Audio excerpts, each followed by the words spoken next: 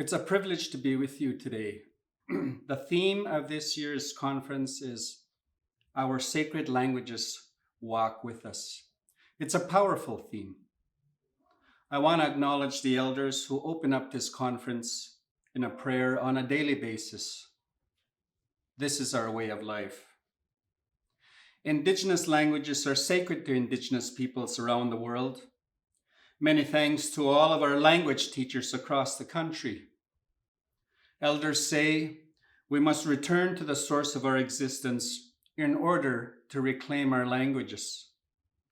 It's a great honor to be standing on the unsurrendered and unceded territory of Treaty 4, Saskatoon, Saskatchewan.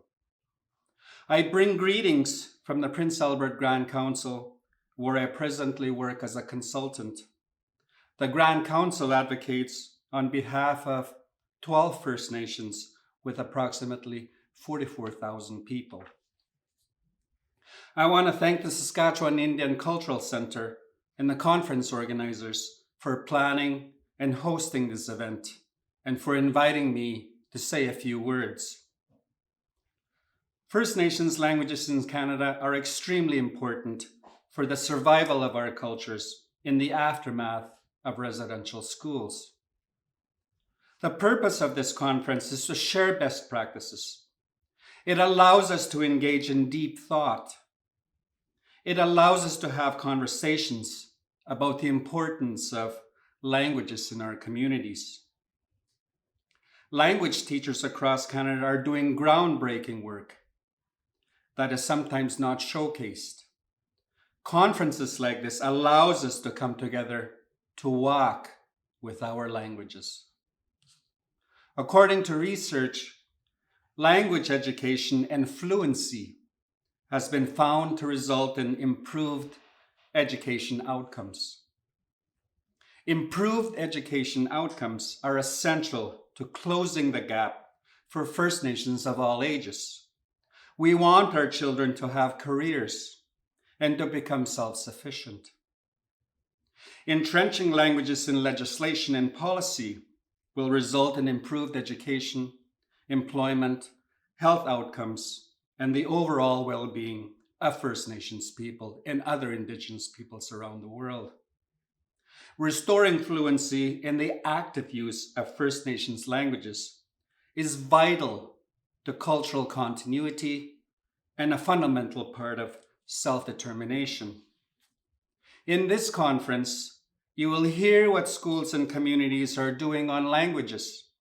The focus of my keynote presentation today is on land-based education and First Nations languages. I grew up in northern Saskatchewan, on the eastern shores of Reindeer Lake. I come from a long line of land-based peoples. We are the Cree and the Dene people who occupy the boreal forest and freshwater lakes. Our way of life revolves around hunting, fishing, trapping, and gathering. Land-based education is not a trend for us. It's a life-giving force necessary for the survival of our cultures and our languages. One of the things we share with other Indigenous peoples around the world is our strong relationship with the land. Out of this relationship with the land, we developed a shared worldview, which frames how we see the world and our place in it. The land is sacred to us. Spirit filters through every aspect of the natural world. Elders say, we are the land, and the land is a part of us. The land gives birth to our languages. Some say the language is the glue that holds the culture together. We carry our culture and languages wherever we go in life. Our sacred languages walk with us. The theme of this conference sends a message that our cultural ways of life are inseparable from our languages. Prior to colonization, First Nations cultures and languages flourished throughout the country. Today, there are only 7 Indigenous languages across 12 language groups currently spoken in Canada. Many of our cultures have vanished. In Canada's 2016 census of the population, only 20% of First Nations people could converse in an Indigenous language. An estimated 260,550 people were speaking their Indigenous language. It is essential that drastic actions are taken to offset the erosion and loss of First Nations languages.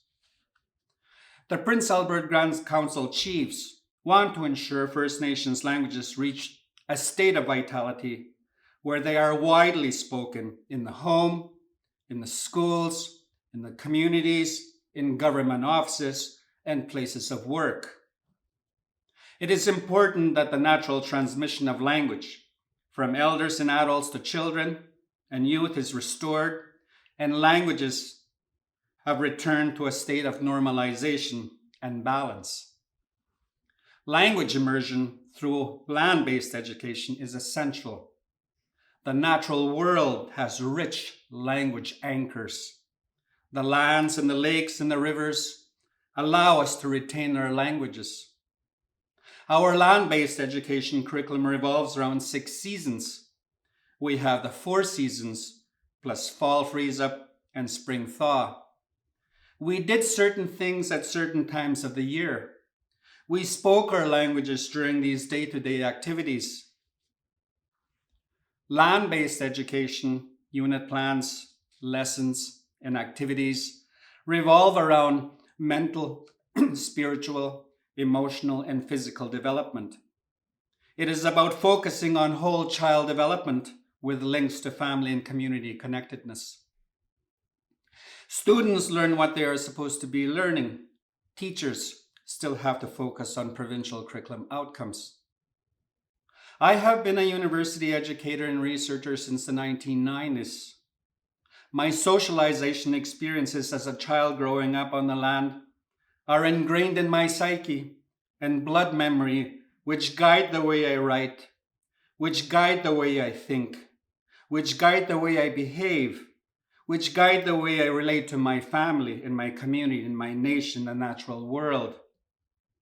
Like so many First Nations children in Canada, I was taken away from all of this at the age of 5 years old, and I was sent to residential school. These institutions existed for over 150 years. Many children suffered horrific abuses. One of the major impacts was a massive loss of cultures and languages. It is important for teachers and other professionals who work with my people to actively learn and understand this history from a First Nations lens. Elders say, we must go back to the land. We must return back to the teachings. We must embrace our languages, which are rooted in the lands that we occupy. We must return to our stories in order to regain balance. The grand narrative of colonization was about separating First Nations peoples from their lands. Children were placed in institutions. They were separated from their traditional knowledge keepers. They were not allowed to speak their own languages. The goal was to make them into the likeness of European settlers. Our worldview became disconnected in residential schools. Survivors talk about profound confusion when they came out of these schools. Loss of languages occurred because of disconnection from the land and not being able to hear the words spoken. Indigenous knowledge systems were silenced. Cree and Dene people have always had their own knowledge systems, which are best understood from Cree and Dene ontologies. We have our own epistemologies, we have our own methodologies, we have our own pedagogies. Teachers today use a blend of teaching practices which enrich the learning experiences of students. I have had many teachers in my life. It is those who demonstrate a strong passion for land-based education that have left a footprint in my life. We need to teach our young people to embrace the land as if it was our oldest relative. Elders say the earth is our mother who gives birth and nurtures our spirit. We all come into this world for a reason. We are all gifted in different ways. When we genuinely care for our students, they can move mountains. More importantly, this is how we instill hope and a sense of belonging, which are the fundamental building blocks for learning. Women are the first teachers of the natural world. All humans hear the sound of the drum for 9 months before we enter this world. This rhythm is the rhythm of the land that we carry with us for the rest of our lives. We spend the first 5 years of with our mothers who teach us our languages and our values. We are taught very early in life to observe the world around us, where we begin to see how everything is connected. The overall goal of land-based education is mending our worldview, which can only be done on the land. Teachings from the land includes learning about spiritual laws and natural laws. Our Cree worldview frames our Cree epistemology. Epistemology is about how we perceive knowledge. Knowledge can be accessed not only from humans, but also from the land, the animals, the plants, and other entities, as well as from the spiritual realm. The concept of community extends to the natural world, where there are many teachers. Elders say the animals and birds have their own languages. Cree methodologies are ways in which we pass on knowledge. We have many methodologies emerging from the work of Indigenous teachers. Whether it is direct instruction, or helping children build on their existing knowledge base, or teaching them how to question the world around them. Teachers are exploring ways in which they can reach students who all have their own ways of learning. Storytelling and stories are one of the main ways of passing on knowledge. Traditional stories of origin are different in each culture. Historically, our stories were considered legends and tales that have no utility in the present. They were taken at face value. I challenge educators today to think deeper and explore the underlying teachings and philosophies hidden within our Cree stories. We need to journey into the darkness of our being in search of the medicinal flame of stories that need to be ignited and brought out through reflection and sharing. Cree pedagogical story work helps students develop a connection to their cultural identity and a sense of belonging. Traditional stories reinforce Indigenous worldviews and the way that we think about who we are and our place in the natural world. Community involvement is central to language learning. First Nations resource people are important. In traditional times, it was our extended family members that were the teachers and the mentors. Connect them with elders, connect them with our traditional land users and other community resource people. Curriculum relevance is key in language learning. Connect students with real-life issues and useful knowledge and skills. These include survival skills, Indigenous astronomy, weather predictions, climate change, renewable energy, traditional ecological knowledge, Indigenous land stewardship, traditional foods, plants, and medicines. Allow students to develop their own critical questions. Let the land be the teacher and the healer. Have them share and apply what they have learned, using different methods, mediums, including the use of technology. Sustainable ways of thinking and being are part of land-based education and languages learning. In Cree culture, we take only what we need from the land and leave the rest. We teach students the ethic of reciprocity. We teach them to respect animals and the plants and other entities in the natural world. Storytelling, demonstrations, and modeling are good ways to teach the ethic of conservation in hunting, fishing, trapping, and gathering. Elders can be invited to share examples There are traditional stories that have yet to emerge. Students learn about Pastawin. In Cree, we say, Ipigunamat manitu with a suiwina, breaking Creator's laws. We teach students the concept of balance in the natural world. On June 21st, 2019, the Indigenous Languages Act received royal assent in Canada. The purpose of the Act is to support the reclamation, revitalization, maintaining, and strengthening of Indigenous languages. In Section 6 of the Indigenous Languages Act, the legislation affirms that language rights are rights of Indigenous peoples, as recognized and affirmed by Section 35 of the Constitution Act of 1982. The Act recognizes and reaffirms Indigenous language rights as inherent and constitutional rights, Section 35.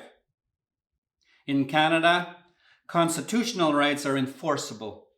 The Constitution Act of 1982, Section 35, overrides federal and provincial laws in the event of conflict. The purpose of the Indigenous Language Act is to enable the exercise of Indigenous language rights by creating legal assurance for adequate, sustainable, and long-term funding and support for Indigenous-led initiatives to reclaim, to revitalize, to maintain, and strengthen our Indigenous languages. First Nations communities will take a lead role in developing programs that will result in a critical mass of fluent speakers in all languages. Enjoy the conference. Take what you need and use it in your own practice. Take the time to make connections. Take the time to network with one another. Take the time to visit and learn from one another. Thank you very much for taking the time to listen to my presentation.